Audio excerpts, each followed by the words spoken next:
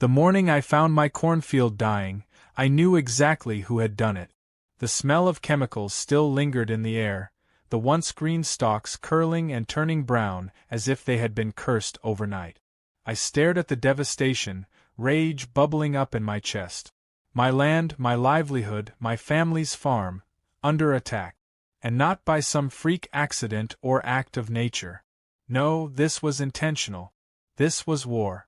And there was only one person in the entire world petty enough, vindictive enough, and stupid enough to think she could get away with it. Karen. I should have seen it coming. The moment she became HOA president, she treated my cornfield like it was some kind of personal affront to suburban perfection. My farm was here long before the HOA. It wasn't just land, it was my heritage. My grandfather built this farm from the ground up, and I wasn't about to let some over-perfumed, clipboard-wielding tyrant tell me what I could and couldn't grow on it. Karen didn't care about history. All she cared about was property values and her obsessive need to control everything within a 5-mile radius of her McMansion. It started with the letters. At first, they were vaguely polite, written in the same passive-aggressive tone used by every HOA on the planet. Dear homeowner, it has come to our attention that your property does not align with the aesthetic harmony of the community. That kind of nonsense. I ignored them. Then came the fines. She tried to claim my cornfield was an unapproved structure. I laughed, called her out, and reminded her that my land wasn't even within HOA jurisdiction. But Karen wasn't the type to accept reality. She escalated. I caught her standing at the edge of my property more than once, arms crossed, lips pursed in disapproval. She made it clear in every conversation that she hated my farm, hated my crops, and most of all, hated that I didn't bend to her authority like the rest of the neighborhood. This is supposed to be a respectable community, she huffed at me one day, her acrylic nails clicking against her phone as she probably drafted another bogus complaint. People don't want to see this. She gestured at my cornfield like it was an open landfill. I smirked. Then maybe they shouldn't have built their cookie-cutter houses next to an existing farm. Her nostrils flared. She stomped off, muttering something about me being an uncooperative nuisance. I thought that was the end of it. I thought she'd eventually get bored and find some new victim to terrorize. I underestimated just how deep her HOA insanity ran. The night before I found my field destroyed, I heard a strange noise outside, something mechanical, a faint hiss like an aerosol can being sprayed on a massive scale. I should have checked. I should have looked. But I was dead tired after a long day in the fields, and I figured it was just the wind playing tricks on me. The next morning, the truth hit me like a punch to the gut. My corn was dying. Whole rows of it, poisoned. I ran my hands over the withering stalks, fury burning through my veins. This wasn't an accident. This was calculated. Someone had sprayed weed killer across my field. And I knew exactly who. I stormed inside, pulled up the footage from my security cameras, and there she was. Karen, marching onto my land in the dead of night, armed with a goddamn industrial sprayer. She strutted between the rows like some self-righteous vigilante, drenching my crops with the precision of a woman who had spent far too much time micromanaging homeowners' lawns. When she was done, she stood at the edge of my property, arms crossed, admiring her destruction like she had just painted the Sistine Chapel. I stared at the screen, my fists clenched so tightly my knuckles went white. Karen thought she was untouchable. She thought she could do whatever she wanted because she had a laminated badge that said, HOA President. She had no idea what she'd just started. I wasn't the kind of man to let things slide. I played by the rules, sure, but I knew how to use them. And Karen had just broken a very big one. She hadn't just ruined my crops. She had committed agricultural vandalism, a felony in our state. The fines alone could bankrupt her, and if I played my cards right, she might even face jail time. I called my buddy Mark, who worked as an agricultural inspector. The moment he saw my field, he whistled low. This isn't just vandalism, Jake. This is a damn felony. She's looking at some serious consequences. Good. That was exactly what I wanted. But I wasn't done yet. I wanted Karen to feel the full weight of what she'd done. I wanted her to squirm. So I made some calls. First, I reported the crime to the police, sending them the footage as evidence. Then, I reached out to a few local news stations, letting them know that a certain HOA president had been caught destroying a farmer's crop. Within hours, the story started to spread. Local HOA president caught poisoning crops, one headline read. Suburban tyrant targets family farm in bizarre power move, said another. The HOA members, who had once cowered under Karen's rule, began to panic. They didn't care about my farm, but they sure as hell cared about their property values, and nothing tanks real estate prices faster than a neighborhood-wide scandal. Karen had no idea what was coming. She thought she had won. That was the funniest part. The day after I reported her, she strutted around the neighborhood like a queen who had successfully conquered enemy territory. She even had the nerve to send me another HOA violation letter, this one stating that my now-dead cornfield was an unsightly nuisance and needed to be removed immediately. I grinned. Oh, Karen, you have no idea. That night, I sat back with a cold beer, watching the storm I had set into motion begin to unfold. The cops were investigating. The news was circling like sharks. The HOA board was starting to turn on her. And Karen? She was blissfully unaware that the empire she had built on intimidation and bureaucracy was about to crumble beneath her feet. She thought she had won. She thought she could spray my field, kill my crops, and walk away without consequence. She had no idea that by morning, she would be the one watching everything she built go up in flames. The next morning, I woke up to a text from my buddy Mark. Lab results are in. Definitely herbicide. You were right. I didn't need confirmation, but seeing it in writing made my blood boil all over again. This wasn't just some casual act of sabotage. This was premeditated destruction of crops, and in our state, that carried a hefty penalty.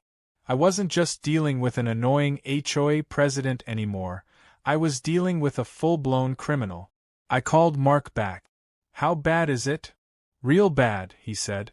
The chemicals spread deep into the soil.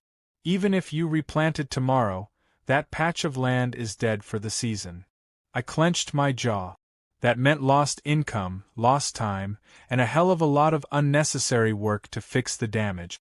Karen had single-handedly erased months of effort with a few passes of a sprayer. And for what? Because she didn't like looking at corn? Because she thought she could bully me into submission like she did with the rest of the neighborhood? I thanked Mark and hung up. I had all the proof I needed, and I wasn't about to let Karen slither away from this. I gathered the security footage, the lab results, and a statement about the damages, then drove straight to the police station. The officer at the front desk barely looked up when I walked in. "What can I do for you?" he asked, sounding like he'd rather be anywhere else. I dropped the folder onto the counter. "I want to file charges." That got his attention. He flipped open the file, scanning the photos of my destroyed field, the chemical analysis, and the screenshots from my security footage. His eyebrows went up. "You're saying someone did this on purpose?" "I'm saying I have video proof of a woman breaking onto my property and spraying my crops with industrial-strength herbicide," I said. "And I want her held accountable." The officer took a deep breath and nodded. "All right. Let's get a report started." By the time I walked out of the station, Karen's fate was officially out of my hands. The cops had everything they needed to launch an investigation, and knowing how much she loved control, I couldn't wait to see her reaction when she realized she didn't have any. I didn't have to wait long. That afternoon, 2 patrol cars rolled up to Karen's house. A couple of officers knocked on her door while a third stood back, watching the scene unfold.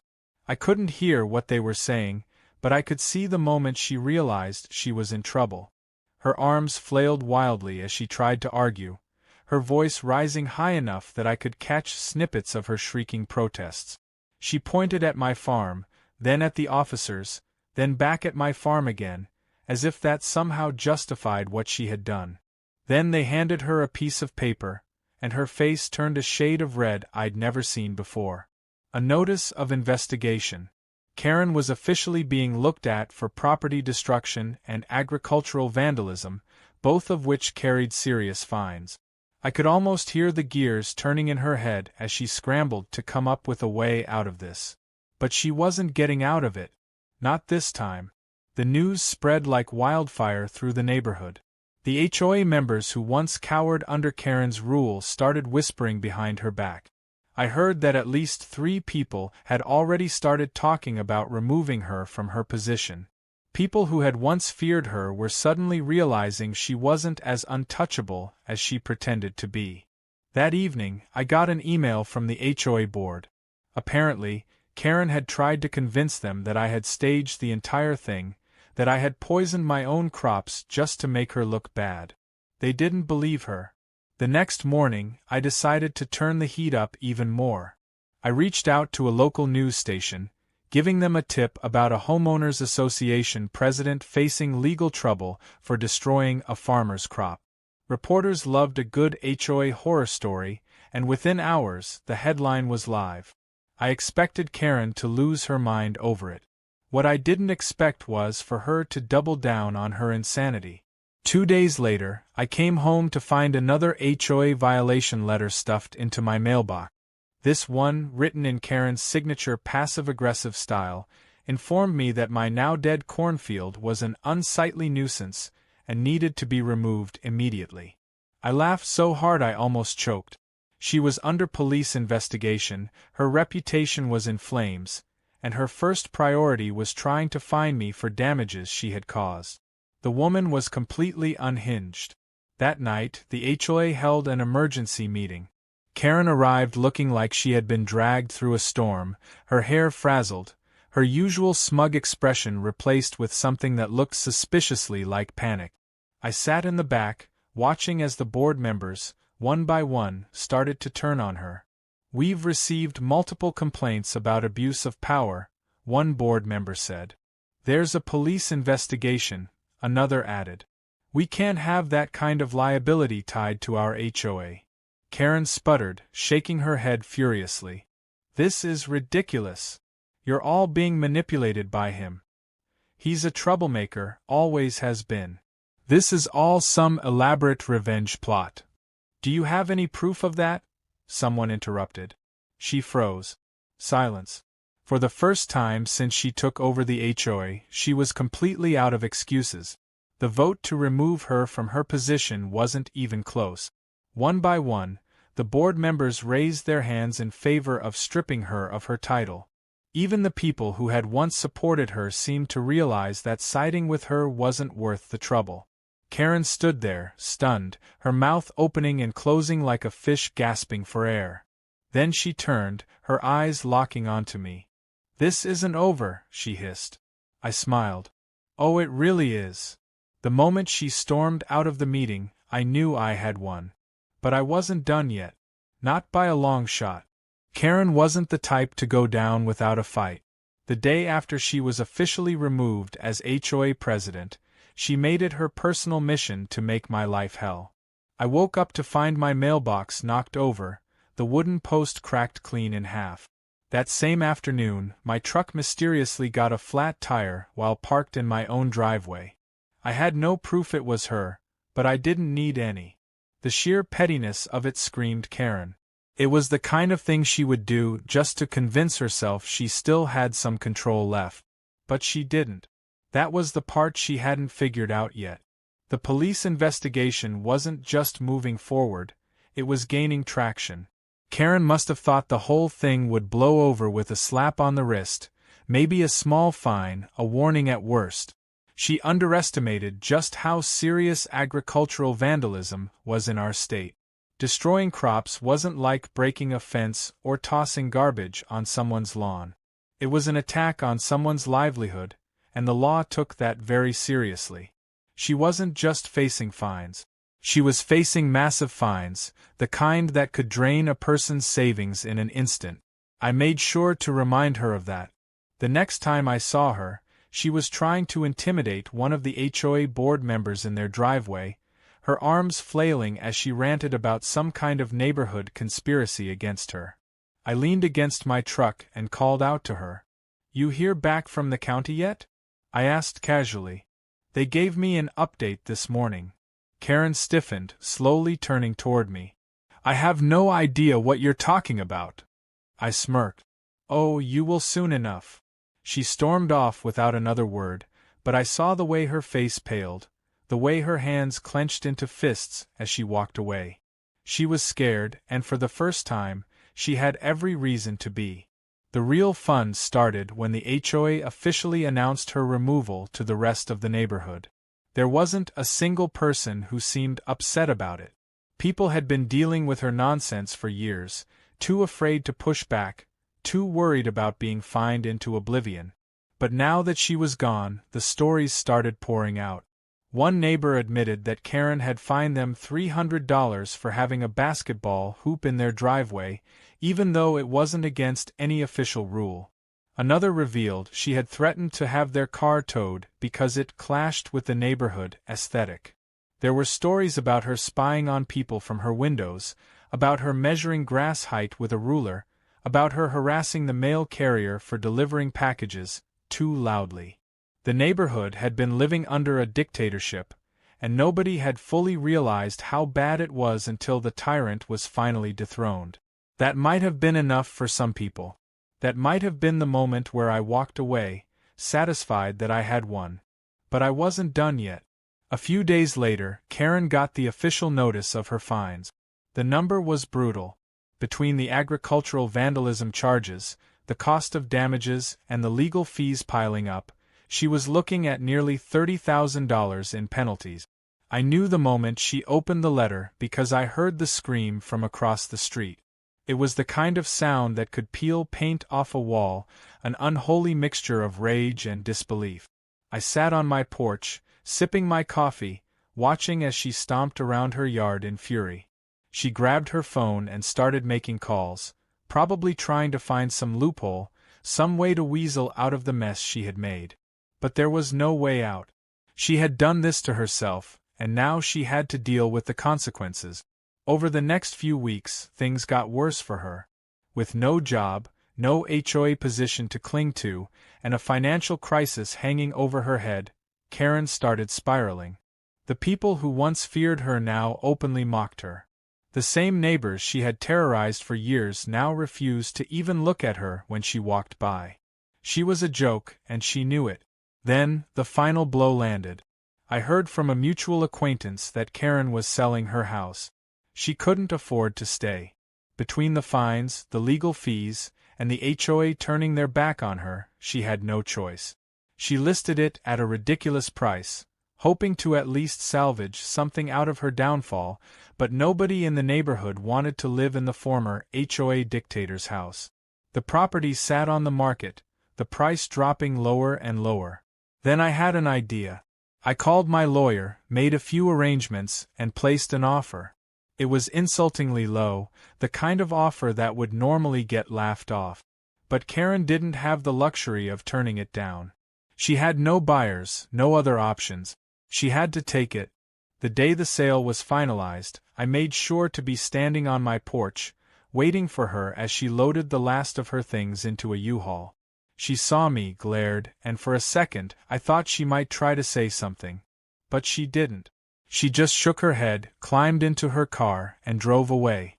I took a deep breath, looking at my newly acquired property. It wasn't just about the house. It was about the message it sent. Karen had spent years trying to control everything and everyone around her, believing she was above the rules, above consequences. And now she was gone. But I wasn't just going to let the house sit there as a trophy. No, I had bigger plans. A few weeks later, the grand opening of Karen's Crops was announced to the neighborhood. The once pristine, over-manicured front yard of Karen's former home was now a bustling little farm stand, filled with fresh produce grown from my land. People loved it. They loved the irony, the fact that the very thing Karen had tried to destroy was now thriving in the place she once called home. The HOA, under new leadership, actually embraced the idea. They even helped promote it, wanting to distance themselves as much as possible from the disaster of Karen's reign. And just like that, the neighborhood was a better place. The absurd fines stopped. The constant surveillance ended. People could actually enjoy their homes without the looming threat of a clipboard-wielding lunatic breathing down their neck. As for Karen, nobody really knew where she ended up. There were rumors that she moved to a town a few states over, that she tried to worm her way into another HOA position but was blacklisted the moment her past was uncovered. Some said she was still trying to fight her fines in court, but that she was losing badly. I didn't care. She was out of my life, out of my town, and that was all that mattered.